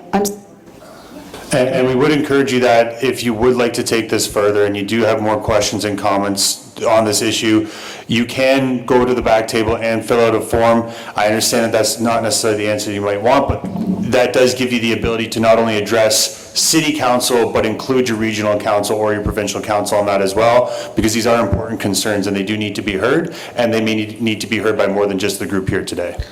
And if I may, I might have something that we can add, Mayor Liggett. At the 2023 budget process, council actually approved 2 additional full-time bylaw staff. And since then, they've also approved some temporary staff. And what our thought is that that staff will be able to do some extra patrols in some of our parks, our BIAs, and some other problem areas throughout the city. And we've actually, as of today, had a response from a local BIA kind of commending us on how well it's improved over the last week or so. So we hope that this program is going to continue to be successful, and then through the next budget cycle, we may ask to make some of them permanent to help keep those programs ongoing. So that was something that I think Mayor and Council heard from residents and was able to give some of that extra staff and support that we need. And we do have a couple councillors that want to comment on this issue as well. So we'll give each of you 2 minutes. We'll start at the far end and move towards the middle. Yeah, thank you. You kind of hit the nail on the head with a lot of the problems we have. Yes, I knew this would come up tonight. Oh, it's a regional problem. The fact is, yes, we deal with that, and it's a big old thorn in our side. Okay, they deal with health. They deal with, and if you take 150 Main, that's their property. They deal with that. Okay, so when you say, what can you do? Well, do this with them. Talk to them too. Don't let them, like these stories that I've personally heard 100 times. I've been a victim of what's going on. I've been a victim of the crime. I've seen it. I've seen awful stuff every day. Let them know that. Okay, don't let them forget what's going on. Let them hear from you, not just your 3 regional councillors, but all 16 of them. Email them directly. Just tell them your stories. Okay, because we would love to be able to take this immediately in our hands and deal with it appropriately. Because it's no secret that I believe people are trying to help one group by trampling on the rights and safety of everybody else. Okay, which is you guys. Okay, and if I could click my fingers and fix it, we would. And we're trying. Okay, I've written to them. Some of us work together and trying to get this message across, trying to come up with better solutions and try to represent you. Okay, I don't want to do the old standard thing I've heard before meetings. Oh, we hear you and we're listening. We hear you, we're listening, and we're experiencing it too, and we are acting. Okay, we are not happy with the way things are right now, because there's many different solutions that get suggested. We talk about the managed encampment. Those have been done before, and there's issues with them. I mean, they permit drugs. Where there's drugs going on, there's troubles. Okay, and whatever we do has to be sustainable. And it is not going to be sustainable if it endangers and tramples on the rights of the local community. Okay, that's why I stand by what Jan is saying, with waiting to see the results of this pilot program, not just from the people that are running it, but the people that live around it. Thank you. Next councillor, please. Scott or Nicholas. He had mentioned a lot of my points as well as Mayor Liggett, but I will add that what we can do is we can be strong advocates. And, as staff had mentioned, we could see what we could do through bylaw, try to do more work there. We can also work with developers to make our neighborhoods safer. Like, I'm talking new neighborhoods, for example. So the city does have some control over planning, or at least being able to ask for things to try to make neighborhoods safer, have more eyes on the street, maybe design our parks better so that there's more visibility and things like that. So we can do those kind of things, even, design roads better so that they're safer from a traffic calming standpoint. So those are some of the things that we can do in addition. Thank you. Being that we're at 7:30, we do have about another 20 minutes for some questions and answers. So being that some of the questions are going a little bit more in depth, that should allow us to get to maybe 5 or so more questions. So I believe we're on the left side of the room now, if I may get your question. Hi, my name is Barbara and I'm a resident of Ward 5. I'd like to have a question about, there's not enough things in the city for the kids between the ages of 12 to 18. these children are the most likely to form a gang or start to be recruited into some of the illicit activities that are everyone's discussing here. I just want to know what the city is going to be doing to help these children, to find them other ways from turning into unsafe and dangerous illegal entertainment, for lack of a better word. How is the city going to save and protect these children from for future generations? Thank you. So if you want to summarize your question, is it for what additional activities we can have for children? Exactly. What additional programs are we going to have to help prevent these children from going into this criminal behaviors? Thank you. Would city staff or council like to address that?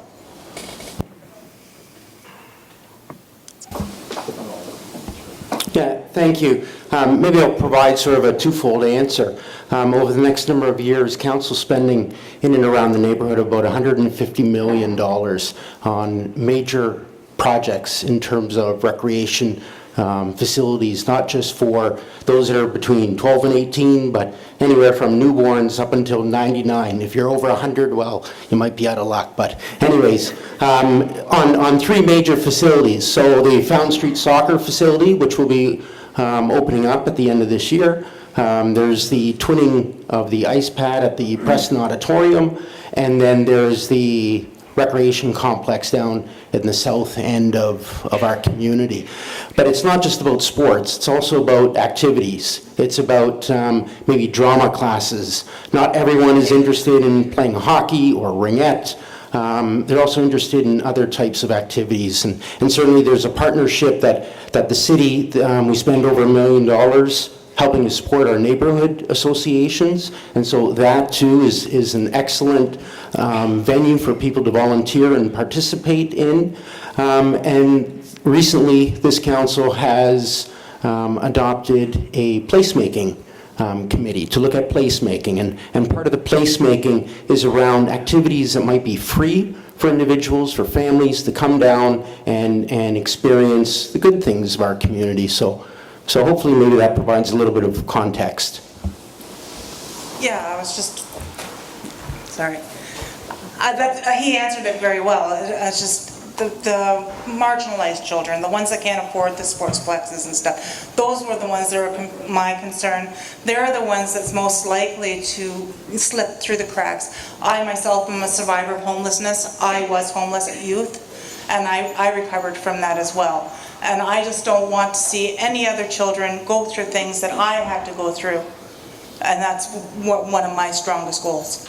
Absolutely. And we encourage you, if you have any suggestions on that placemaking, as staff has mentioned, there is a committee that is participating in that. So if anybody does have recommendations on what you'd like to see, and it looks like we have another comment from staff on it. Thank you, and I thank you for those comments. So I would really encourage everyone to be aware that we are currently undertaking a Parks Master Plan.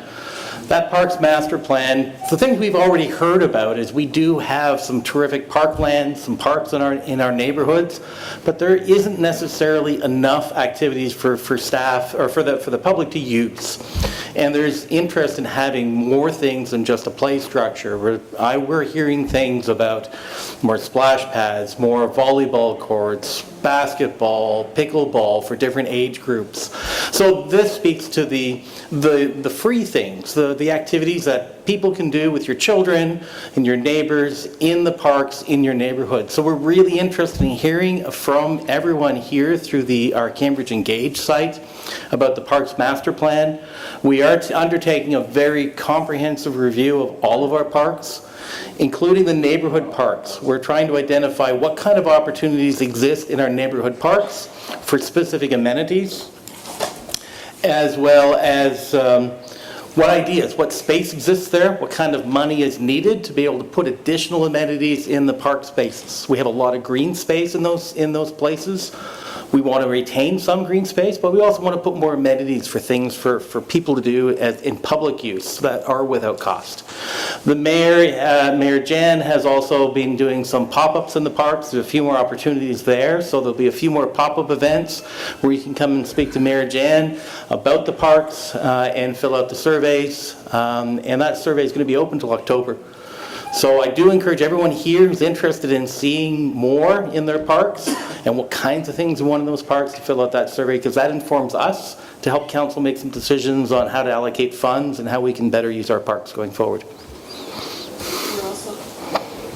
We're also bringing back the activities guide in paper. It's not, yeah, council listens. We do, see, there you go. It'll be available for you. I think maybe in the Times, is it going to be, as well as copies at the libraries? Who knows about that? I just heard about this yesterday in a budget meeting. I was really surprised and so happy to hear that one. But anyway, so that's coming back, guys. Great, thank you. I see 3 people standing at the microphones, so that should probably bring us to the end of our question and answer period, getting through the final 3. So we'll start on the right side with your question, sir. Am I able to quickly speak to that? Sorry, my mic's been on for a bit, but... My apologies, I didn't see the light. That's okay, I'm way down at the other end. Barbara, thank you so much for that question. I think that that's the kind of upstream thinking we need to have in place, because if we have our kids actively involved in things that are positive, we're going to prevent some of these things down the road. So I really encourage you to connect with, as you're very well aware of, like Kimbridge and some of our other neighborhood associations. We have so many incredible agencies out there in our community doing work with youth already that maybe you're just not aware of, but It's not public knowledge for some people. yeah, absolutely. So connecting with organizations like the Smart Waterloo Region Innovation Lab, they're doing wonderful work right here in Cambridge, and other organizations. You can chat with the folks at the Child and Youth Planning Table. They're very connected with all of the agencies in our community that are doing work with our youth. But I think absolutely that's the kind of work we need to be doing to sort of engage those kids from a very early age and keep them busy and active, keep their minds active, bodies active if they're able to, and keep them, out of trouble. I have a teenager, so I hear you. I'm trying to keep them busy and out of trouble as long, hopefully forever. Thank you. Thank you, Councillor Roberts. And now we'll go to your question. Okay, thank you, Darren. My name is Tim, and my wife Joanne and I are residents of Ward 5. There's been a lot of discussion tonight, and I don't want to put anybody on the spot, but what's clear to me what I'm hearing is that there's a lot of crime, there's a lot of theft, there's a lot of open alcohol drinking, there's a lot of illegal drugs being taken. Yes, there's foul language, and that may not be illegal, but there's threats and foul language, and last time I looked at the law, that is illegal. And I'm rather disappointed when we all say we're trying to do everything we can, and we can't do anything with the province and the region. How about we just start with getting the police services to show up tonight? Folks, we are 20% of the population of this region. And we couldn't even get one senior police officer to show up for this meeting tonight? Why do I have to come back to another meeting and ask the same questions to them all over again? I want to know how come we've got laws on the books in Ontario, like drinking in public, taking illegal drugs, threatening with language, and they don't seem to be taken seriously. How long are we going to put up with rude behavior, criminal behavior, and think that we don't need to do anything about it, like as if it's just going to disappear all by itself? Now, we want to do something about it. Please do something about that. Where are the police? Where's the senior person from? I know we've got our councillors here from the region. Where's Chair Redmond? And where's somebody from the province? Can I speak to that, Tim? That's where it starts. Okay, so let me speak to that. So tonight was just a straight old-fashioned town hall. And in the planning stages for tonight, initially the police were supposed to be here and the region was supposed to be here. But in the planning stages of this, it developed, and in our meetings with them, we had multiple meetings, and our staff had multiple meetings and calls with them as well. That's why the 2-part was set up, so that we could get the municipal stuff done, and any further questions that you have, they're all going to go to part 2. In part 2, the region will be here fully staffed, and the police officials will be here. But for some of your other comments, and I hear you, I've been listening to this for a while now, this was my ward, right? And finally we're getting help that we weren't getting before. I mean, I was pulling my hair out as well, and I couldn't get the help I needed as a counselor to help you. I'm going to ask John to speak to some of the issues, because I think we're coming to a good place currently. So, John, could you speak to that? Sure, and I think that goes to the extra staff that we're bringing on board. And we're also have a report coming to council on July 18th on a municipal bylaw compliance strategy on how we can kind of continue the success that we're noticing with more staff and make it a sustainable option for us. So if you do have an opportunity, I'd recommend going online and checking out that report. But we are increasing our patrols in some parks. We have security at a couple of locations, and we have noticed a significant improvement around the bridges over the last couple of weeks in Millrace Park. So our programs are working. We just have to find out how to make them sustainable and long-term. If I could just build off of that. We meet weekly, in some cases bi-weekly, with police and the region. So please do not think that bylaw matters are not brought to the attention of both of those areas. They are. We meet regularly. John and his staff have meetings with regional bylaw. Police are part of those meetings. The mayor and John and myself and David have quarterly meetings with police where we talk about these issues. We try to hold them as accountable as we can in the moment, and we ask for commitment on things. But we continue to collaborate with both, and that is, and as Mayor Liggett mentioned, that is why we've split this in two, because we wanted to also be able to identify what your problems are, what you're running into. We hear about it because we see the reports and we have the complaints that come in and the concerns, but we also wanted a chance to hear your stories. And so that's why we're doing this.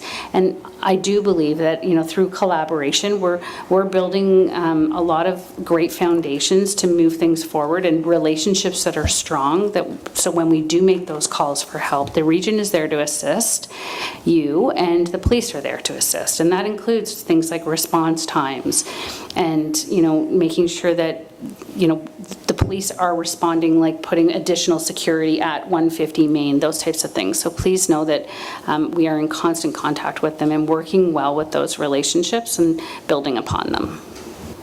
Darren, may I just make a 20-second comment and I'll finish? We're really tight on time, but go ahead, Tim. I appreciate, Jan, what you said. I guess when it comes down to me, the bottom line is, I know that you people are working hard, and all you guys are working hard, and I hear the frustration. Maybe it's time you take a leadership role in the province of Ontario. There must be 25 other cities, just like Cambridge, that are complaining about exactly the same things about the province. Why don't you get together with them and start putting some clever games? Funny you should say that. Funny you should say that. So we have the big city mayors, which there's 29, and some of us have had, we've all been having conversations, but I can tell you that I have been connecting, and they've been connecting with me, some very like-minded mayors we're very frustrated, and we want to see some changes. So there are different voices around that table, just like up here. We all don't agree with each other. We have to have a consensus when we put motions forward, but we are also looking at direction we can go as a separated out group to address the concerns that maybe big city mayors aren't going to address. So I don't want to take up time because we've got more people waiting, so if we can get to that. We're going to go to the right side again, as you haven't had a chance to ask a question yet. Thank you very much. Nate Whalen, and I live in Preston, Ward 3.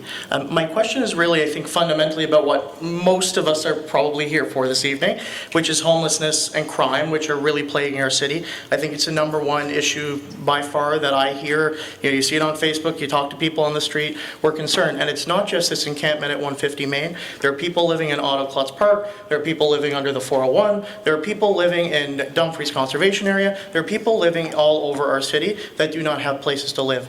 And I want to build on something that Councillor Craig said, which is this Superior Court of Justice decision, which I think is one of the key reasons why we are not able to do more maybe about some of the situations here, or the police might not be able to do more.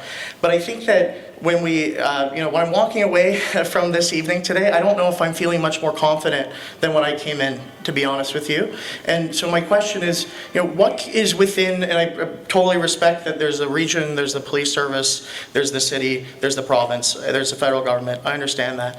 But what is within our control at the local municipality, City of Cambridge, that we can do in order to make a serious impact on this decision, not when, reports come out in the future about how different housing shelters are managed and studied, but what can we do right now? And I'll just give you two things that come to my mind. And I would like to ask you, seriously, what can we do actually in order to solve some of these problems? One of them is the fire order. So we've ordered the region of Waterloo to have 24/7 security there. I think what we've heard tonight, I don't know if it's the fire chief, I think what we've heard tonight is that actually people do not feel like that is sufficient. That has not necessarily solved the problems that our community is facing here at 150 Main, for example. And maybe we do need another fire order that can actually make sure that there's police there all the time, or at key time periods when security is more necessary. And the second thing that is extremely concerning is that the fundamental reason why the Justice Michael Valenti actually issued this order to say that, no, you can't do anything with the encampments from a police service perspective, is because our current shelter beds do not allow people suffering from addiction to go inside and actually use safely, right? And that's the fundamental reason, and that's the stage we're at right now in this court case. So until we have enough shelter beds that have addiction-safe places for people to stay, we cannot do anything about the encampment. So my question fundamentally is, what are we doing to work with Cambridge Shelter Corporation, because I'm told that we're not doing much or anything, in order to make sure that we have more beds, so that when the time comes to go back to the judge, that the region can say, yes, not only in Kitchener and Waterloo we've solved something, but right here in Cambridge we can do something too.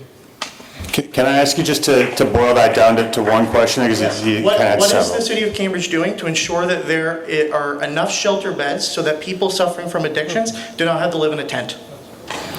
Okay, so let me answer that. There are 20 shelter beds available every night at the Bridges that's empty. That's a stat, and that came the other day in a meeting that we had with the chair and with the manager of Bridges. We don't provide shelter beds. That's not our role, that's not our job. We don't have the money to do it, we don't have the expertise to do it, and we don't have the legislative power to put that in. We don't operate them, we have nothing to do with them. So that's the answer to your question. Do you want the one about, don't shake your head, that's the answer, I can't help you with that. Would you like the fire department to answer your first question? So just to clarify, the order was put on there more to ensure that we had visual contact for fire watch, right? So ensuring that there is somebody always there watching the encampment areas, just for fire safety of the persons that are there. Okay, thank you. In the interest of time, we'll go to one final question, and then we will wrap up with closing marks from the mayor. So if, the left side, would you like to go ahead? Okay, thank you. I'm Connie Cody, Ward 7, and tonight we're hearing about a lot of issues, a lot of concerns, and a lot of needs within our community. We're looking at more policing, more bylaws, more facilities, more activities for our youth to help them stay out of trouble. But one thing that's not being spoken about here is money. We need money to do it, and the money comes from taxpayers. And so my question is to the city is what avenues of revenue is the city not addressing to bring more money into the city? Currently, right now, my understanding is, the question is, why is the City of Cambridge behind on sending new property registrations to MPAC for assessment? This is money from new homeowners that actually could come into our city that could help fund our budgets so that we can actually provide the services that many people are asking for. Would city staff like to address that, or would council?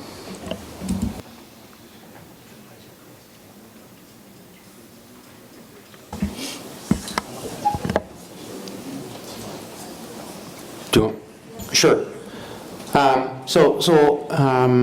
City obviously is responsible for issuing building permits, and then once the building permit has been closed, so construction is completed, then there is a process that we work with MPAC with to get those completed building permit information to MPAC. And then it would be up to MPAC to do the assessment, and we collect the taxes through that method. So I'm not aware of any delay in that process. We submit the information on a regular basis to MPAC, and we obviously work closely with them to share that information. It's done automatically for the most part. There are a few large projects where we don't have the actual building permit in an electronic form, that we still use the paper trail, but for the most part, it's done electronically. Does that address your question? He answered the question, yes, but I'm aware that there are delays, and that's why maybe if you could look into that, that'd be great. Thank you. Okay, thank you. Mr. Malik deserves a second question. Mr. Malik deserves a second question. Others have had second questions. He respectfully asked for a second question. I appeal. Okay. We have 5 minutes. Just to say, I asked him to come up to the mic again a second time, and he didn't do it when I asked him, so it's kind of a delay. Can we let him go, Darren, Yes, for our last one? well, this will be our There final you question go. tonight. Thank you. My question now is not from my counselor, Ross. My question is from the city staff, because I would like to mention, as an immigrant, over here in the whole hall, I don't see even one immigrant sitting here.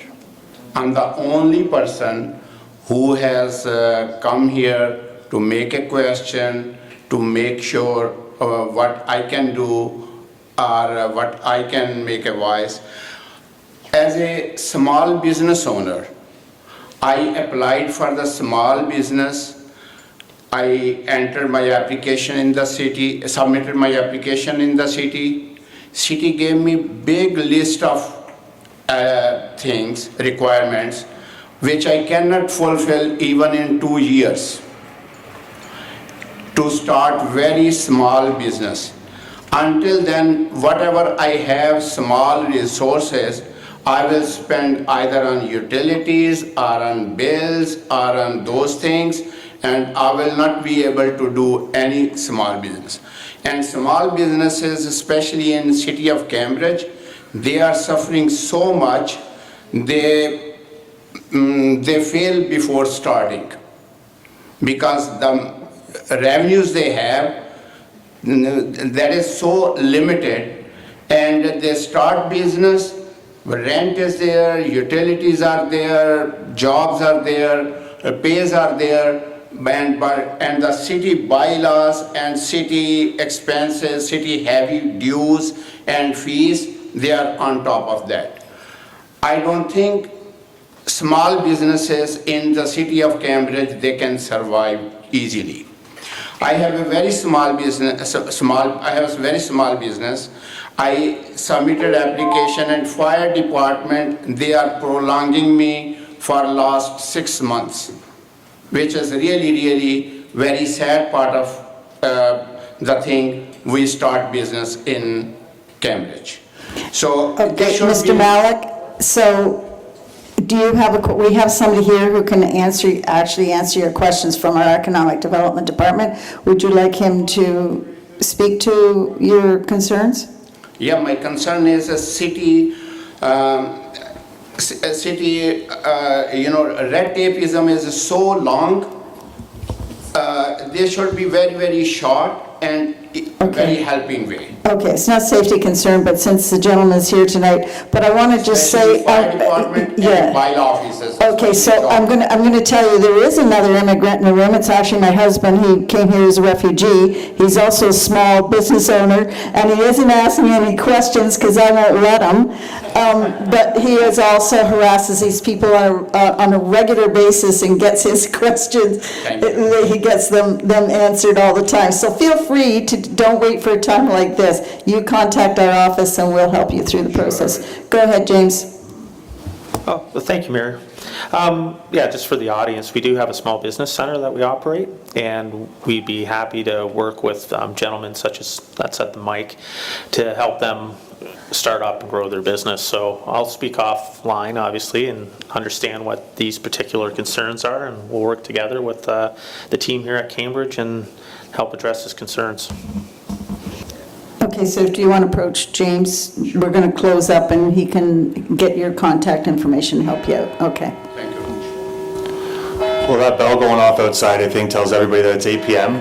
So before we all have our parking permits expired and bylaws out putting tickets on our cars, I think we should let the mayor give her closing remarks for tonight. So now that we've reached the end of our evening, as I said at the beginning of the meeting, this is just the beginning of the conversations that we want to have. Councillors have the opportunity, if they so wish, to have their own ward town halls. Some of them already have drop-in meetings. I believe, Sherry, down at the end here, I think you have it once a month currently. Nick, you haven't started yours up yet, have you? Yeah. You have, Nick has it as well. Any of the other councillors, I think Corey has hers also. It's up to each individual councillor how they want to handle it, whether it's a town hall like this or whether it's a drop-in meeting at a community center or wherever. And we will hold more municipal, full city town halls. I'm not sure what the subject matter is. I'm sure this one will come up again. If you have ideas of town halls that you'd like to have that fall under our role, we can certainly look at doing that. And you know what, I've got to say, I'm really impressed with some of the questions here tonight and the fact that you're sharing your thoughts with us and being so respectful to each other. It was so important tonight. And your stories, some of them are just sad, and I know some of you are sitting here not really wanting to be open about your stories, but we really appreciate those who have taken that time to do it. So we'll take this information back that we've received tonight, and we'll work on getting the answers to the questions that we weren't able to get to, and we'll work on try to find some solutions. Barbara, the conversation you brought forward about activities for children, that's something we have discussed. I think it's extremely important for that generation to keep them off the streets and out of trouble, away from drugs and that sort of thing. It's extremely important, and I've spoken about that at council before, but that is a push that we need to do. Do not tag us on Facebook. We're not going to respond to that. I can't tell you strong enough. And so the next step is to meet with our partners at the region and the police department to prepare for part 2. We will take forward everything we've heard tonight. And I'm sure that they will be viewing the video that will be online tomorrow. Is that correct? So please also watch for our social channels for further announcements, and if you didn't sign up at the beginning of this evening, please take a moment to subscribe to our newsletter, and the sign-up sheet is on the table back here. Jackie, see her in the, she thinks she's in the tropics, I think, with that color on. So take the time to do that there, and I wish you all a good night, and stay safe.